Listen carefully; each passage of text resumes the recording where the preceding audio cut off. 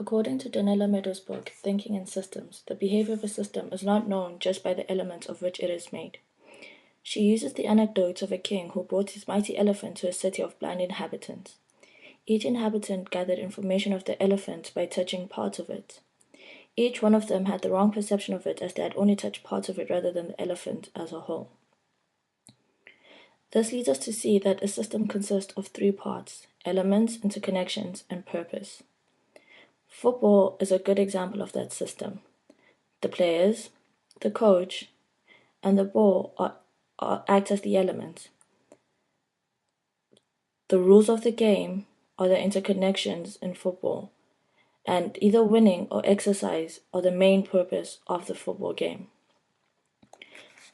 This ties in very well with Peter Senger's book, The Fifth Discipline, where he explains that the system's perspective shows that there are multiple levels of explanation in any complex situation, which includes systemic structure, patterns of behavior, and events.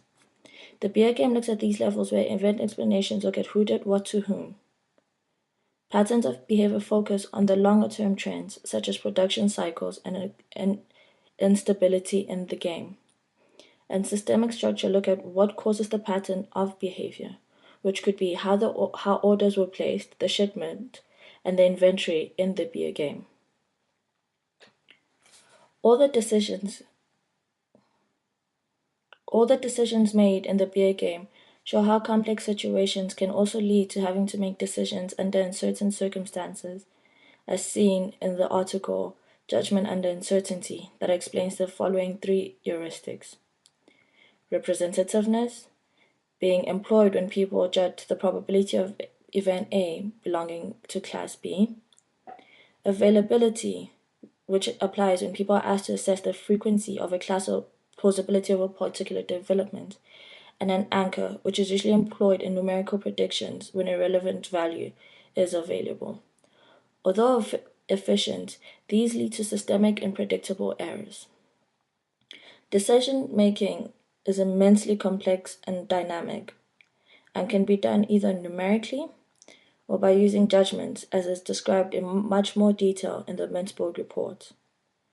Alongside the Mintzberg report, we can see Amazon as a good example of how these decision processes discussed in the article can apply.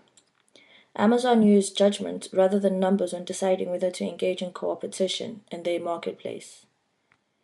Therefore, in conclusion, the fifth discipline and thinking in systems show us how to understand and work in a system, whereas the Mintzberg and Judgment Under Uncertainty articles help us understand the whole decision making process and how they affect the system as a whole.